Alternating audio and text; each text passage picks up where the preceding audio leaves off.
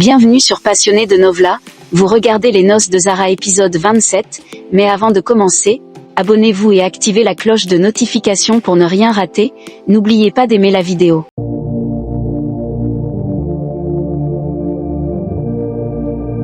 Mirage reçoit la visite de Ruxar, visiblement furieuse. Elle l'accuse de l'avoir trahi et lui rappelle qu'elle l'avait averti de ne jamais essayer de la doubler. Mirage, imperturbable, lui répond qu'elle n'est qu'un simple pion dans son grand plan et lui conseille de ne pas agir à la hâte. Ruxar, déterminé, menace alors de révéler toute la vérité sur lui à Kabir et à sa famille.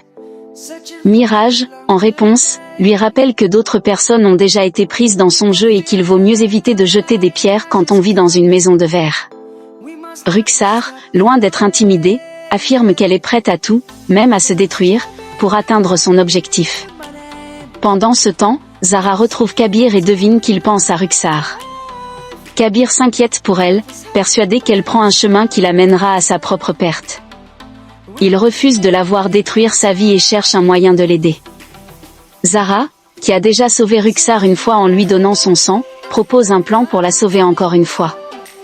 Elle le partage avec Kabir, qui se montre sceptique mais finit par lui faire confiance. Elle lui assure que Mirage l'aidera également. Le lendemain, Kabir et Zara échangent quelques mots avant qu'ils ne partent travailler. Soudain, Kabir reçoit un appel de Mirage, qui le salue et le remercie. Il précise cependant que c'est Zara qu'il devrait remercier, car c'est elle qui a tout orchestré. Il informe Kabir que sa part du travail est accomplie et que Zara verra les résultats dans la soirée. Après l'appel, Kabir transmet le message à Zara et lui souhaite une bonne journée avant de partir travailler. Zara, confiante, attend désormais de voir le fruit de son plan. Alors qu'elle est assise dans le salon, Ruxar reçoit un appel inattendu de Zara. Intriguée, elle répond et lui demande pourquoi elle l'appelle alors qu'elles vivent sous le même toit. Zara, avec une pointe d'ironie, lui explique qu'elle s'entraîne à sa voix, car une fois mariées et parties pour Dubaï, elles ne pourront plus se parler qu'au téléphone. Méfiante, Ruxar sent qu'il se trame quelque chose, surtout après l'attitude étrange de Mirage. Elle accuse Zara de jouer un jeu, mais cette dernière reste imperturbable et affirme que bientôt, Ruxar quittera la maison et le pays. Avant de pouvoir répondre, Ruxar est appelée par Ayesha. Dans la chambre d'Ayesha, cette dernière accueille Ruxar avec bienveillance et lui offre un collier. Elle lui rappelle qu'elle la considère comme sa propre fille et qu'elle tient sincèrement à elle. Ruxar, émue, exprime sa gratitude, reconnaissant tout ce qu'Ayesha a fait pour elle. Cependant, derrière ces paroles douces, une amertume se cache. Elle rappelle à Ayesha qu'elle lui a toujours offert tout ce qu'elle désirait, sauf ce qu'elle convoitait le plus. Ayesha tente de la raisonner en lui expliquant qu'on ne peut pas toujours obtenir tout ce que l'on souhaite, mais Ruxar reste déterminée. Elle murmure à elle-même qu'elle reviendra un jour pour prendre ce qu'elle considère comme lui appartenant. Pendant ce temps, dans le salon, les hommes s'affairent à la décoration. Zinat, intrigué, interroge Sarfaraz sur ce qu'il se passe, mais il ne fait que suivre les instructions de Zara. Elle se tourne alors vers son père, Shahbaz, qui avoue ne pas en savoir plus, si ce n'est que Kabir a mentionné un invité spécial attendu pour le soir. La curiosité monte lorsque Kabir fait son entrée. Zinat l'interpelle, cherchant à connaître l'identité de cet invité mystère. Mais c'est Mirage qui répond en affirmant que seul Zara, Kabir et lui connaissent la vérité, et que Zara ne trahira pas ce secret. Kabir prend alors la parole et révèle enfin la raison de toutes ces préparations, les décorations et les cadeaux ne sont pas pour eux, mais pour Ruxar. À ces mots, Shahbaz, surpris, répète son nom, comprenant que quelque chose d'important se prépare pour elle. Dans sa chambre, Ruxar est en proie au doute. Quelque chose d'étrange se trame, et elle sent que cela la concerne directement. Zinat entre et l'interroge, mais Ruxar, toujours méfiante, suppose que tout le monde conspire pour précipiter son mariage. Zara les interrompt et envoie Zinat voir leur mère avant de se tourner vers Ruxar. Avec un ton calme mais ferme, elle lui propose de l'aider à s'habiller. Ruxar en profite pour la confronter, lui demandant si tout cela est un complot pour la marier de force. Zara ne nie pas et lui rappelle tout ce qu'elle a fait pour elle, y compris lui sauver la vie. Mais malgré toutes ses chances, Ruxar n'a jamais changé, restant toujours égocentrique. Ruxar, loin d'être déstabilisée, révèle alors que Zinat n'est pas la seule à la soutenir. Elle affirme que son père, Shahbaz, lui avait promis que Kabir ne serait qu'à elle. Zara, troublée par cette révélation, se demande si son propre beau-père a vraiment pu conspirer avec Ruxar contre elle. Pendant ce temps, dans le salon, Ayesha s'impatiente et demande à Kabir si les invités sont en route. Kabir confirme qu'ils arrivent, tandis que Shahbaz, frustré, tente d'en savoir plus sur l'identité de ces mystérieux invités. Ayesha, confiante, lui demande de patienter encore un peu. Zara et Ruxar descendent alors, mais Zara reste absorbée par les paroles de Ruxar, se demandant si Shahbaz a vraiment pu orchestrer quelque chose contre elle. Soudain, Ayesha annonce l'arrivée des invités. Tous les regards se tournent vers la porte lorsqu'Hamdan fait son entrée. Shahbaz le salue tandis que Zara remercie Miraj pour son aide. Hamdan s'assoit près de Ruxar et s'adresse à elle avec assurance. Il reconnaît son inquiétude à son sujet et lui rappelle qu'il a tenu compte de son avis dès leur première rencontre. Pour éviter tout retard dans les projets de Kabir et Miraj, il a décidé d'avancer la date du mariage. Il lui laisse néanmoins le choix de quitter le projet si elle le souhaite. Miraj intervient alors et sort un document de sa poche. Il s'agit d'un certificat officiel attestant de l'absence d'objection pour se retirer du projet. Il insiste pour que Ruxar le signe, affirmant que cela l'évitera d'éventuels problèmes juridiques. Kabir appuie sa demande, et Ruxar, sans autre option apparente, finit par signer. Miraj récupère le document, mais Zara lui demande aussitôt de lui remettre pour le garder en sécurité. Zara prend le document signé par Ruxar et quitte précipitamment le salon, montant les escaliers. Mais Ruxar la suit de près et tente de lui arracher le papier. Un affrontement éclate entre elles, et Zara manque de tomber dans les escaliers. Se redressant avec fermeté, elle met en garde Ruxar, lui rappelant que son indulgence passée ne signifie pas qu'elle la laissera agir à sa guise. Elle la menace même de conséquences graves si elle tente à nouveau de la manipuler. À cet instant, Ayesha arrive, accompagnée de Zeinab, et interrompt la tension. Elle demande ce qu'elles font là, et Zara, gardant son calme, prétend qu'elle aidait simplement Ruxar à s'occuper de ses cheveux. Ayesha leur rappelle que le repas doit être préparé et leur demande de descendre. Zara acquiesce et suit Ayesha, laissant Ruxar bouillir intérieurement. Au salon, les préparatifs continuent sous la supervision de Zinat. Kabir entre avec les bagues de fiançailles sous le regard troublé de Ruxar. Zara prend les devants et annonce que la cérémonie peut commencer. Zinat s'interroge sur l'opportunité d'organiser des fiançailles en plein Ramadan, mais Kabir clarifie la situation, aucune restriction religieuse n'interdit de telles célébrations. Convaincu, Shahbaz approuve et donne le signal pour débuter la cérémonie. Ayesha remet une bague à Kabir, qu'il offre à Ruxar. Miraj presse cette dernière, et malgré sa réticence, elle finit par obéir. Sous les applaudissements, Hamdan fait de même et glisse la bague au doigt de Ruxar. À ce moment-là, l'appel à la prière retentit, marquant l'heure de l'iftar. La mère de Hamdan exprime sa joie face à ce moment béni. Zara prend alors les choses en main et demande à Javed de préparer l'iftar. Elle honore Miraj en lui offrant le premier repas, le remerciant pour son rôle dans l'organisation de cet événement. Miraj, satisfait, la remercie et félicite Ruxar en lui tendant un verre d'eau. Mais Ruxar, cherchant une excuse pour s'éclipser, renverse exprès le liquide sur elle. Prétextant une tache sur ses vêtements, elle quitte rapidement la salle, laissant planer le doute sur ses véritables intentions. Dans sa chambre, Ruxar ressasse les événements récents, rongé par la colère. Les mots de Zara à Miraj résonnent dans son esprit, sans ton aide, nous ne serions pas en train de célébrer aujourd'hui. Furieuse, elle tente d'arracher la bague que Hamdan lui a passée au doigt, mais celle-ci refuse de glisser. Perdant patience, elle jette violemment un verre contre le miroir, le brisant en 1000 morceaux. Fixant son reflet brisé, elle murmure, déterminée, « Je préfère me couper le doigt plutôt que de porter cette bague. » S'emparant d'un éclat de verre, elle est sur le point de passer à l'acte lorsqu'elle est interrompue par Zinat, qui entre précipitamment. Horrifiée, cette dernière l'arrête immédiatement. « As-tu perdu la tête ? Que fais-tu, Ruxar ?» Mais Ruxar, en larmes, rétorque qu'elle ne peut accepter d'être fiancée à un autre homme. Zinat tente de la raisonner, que gagneras-tu en l'enlevant? Ils pourront simplement t'en donner une nouvelle. Tu n'es fiancé, pas marié. Il y a d'autres moyens de faire annuler ces fiançailles. Intrigué, Ruxar reprend son calme et murmure, il y a bien un autre moyen.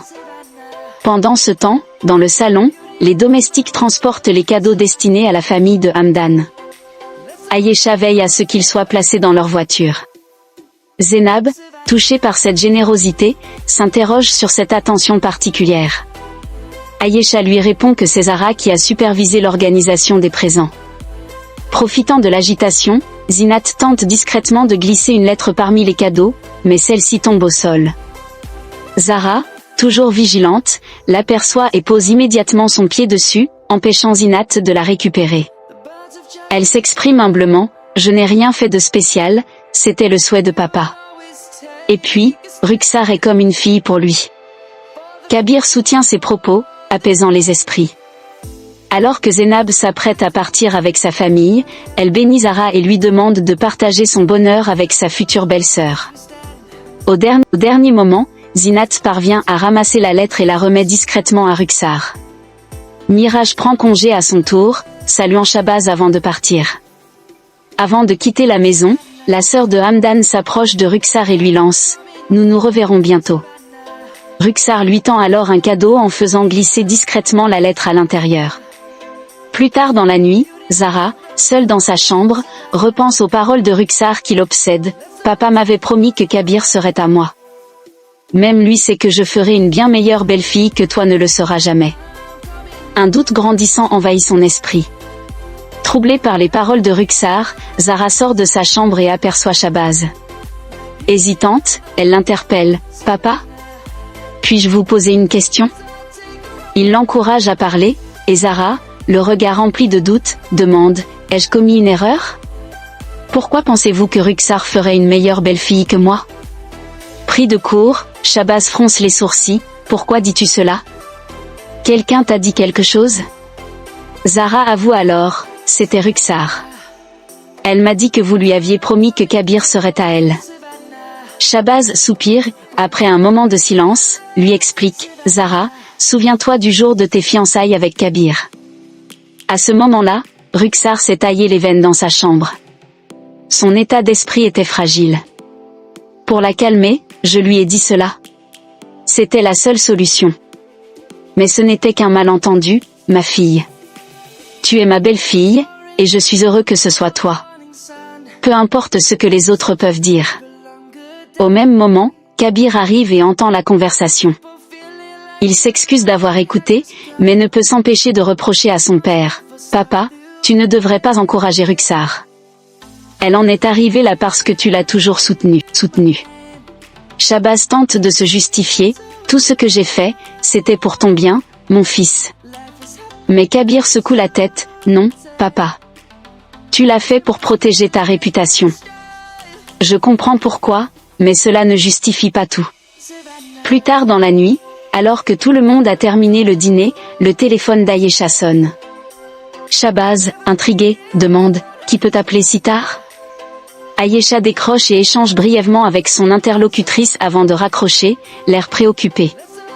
C'était la mère de Hamdan. Elle semblait très en colère et veut venir nous voir cet après-midi. Elle veut parler de Ruxar et Hamdan, mais elle n'a pas précisé pourquoi. Un silence pesant s'installe. L'annonce laisse présager de nouveaux troubles à venir. Le lendemain, Hamdan confronte la famille de Ruxar en brandissant une lettre. D'un ton ferme, il demande « Comment avez-vous pu nous cacher une chose aussi importante ? Avez-vous pensé aux conséquences si nous l'avions découvert après le mariage ?» Intriguée, Zara demande le contenu exact de la lettre. Kabir la lit à haute voix.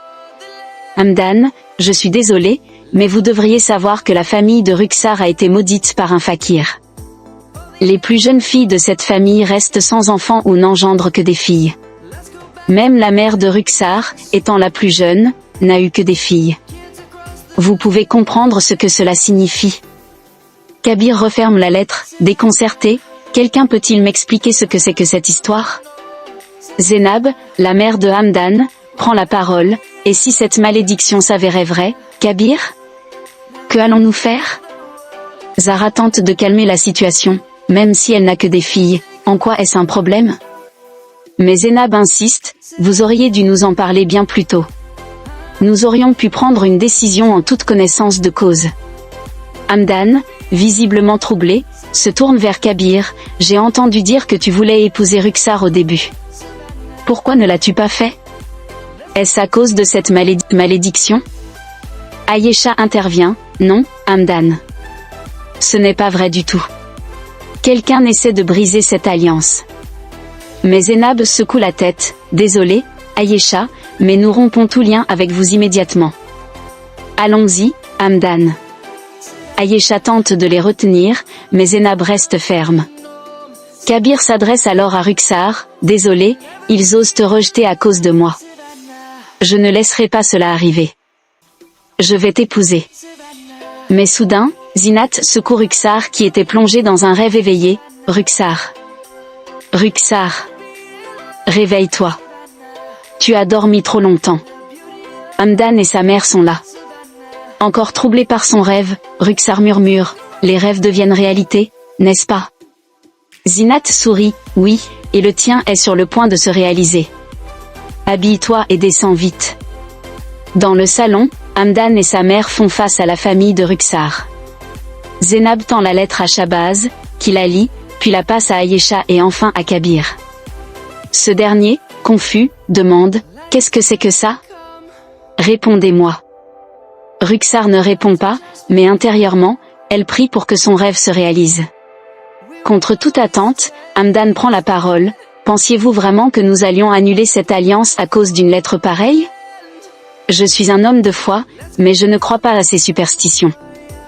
Il tourne son regard vers Zara, c'est elle qui m'a éclairé sur cette question. Zara explique alors, lorsque maman m'a parlé de l'appel de tante Zénab, j'ai immédiatement contacté Hamdan. À ma demande, il m'a envoyé une photo de la lettre. Je lui ai dit que notre religion ne donne aucune importance à ces prétendues malédictions. Seul le Tout-Puissant décide du destin de chacun. Hamdan acquiesce, les paroles de Zara m'ont ouvert les yeux. Désormais, je la respecte encore plus. Zénab, émue, se tourne vers Rukhsar. Ma fille, je veux absolument que tu deviennes ma belle-fille avant la fin du jeûne. Si personne n'a d'objection, célébrons le mariage vendredi prochain. Zara, rayonnante, s'exclame, merveilleux. Shahbaz approuve, bien sûr. Ayesha, soulagée, ajoute, il ne pouvait y avoir de meilleures nouvelles. Zara enlace Rukhsar et murmure, toutes mes félicitations, Rukhsar. C'est la fin de l'épisode. Merci d'avoir regardé, n'oubliez pas de vous abonner.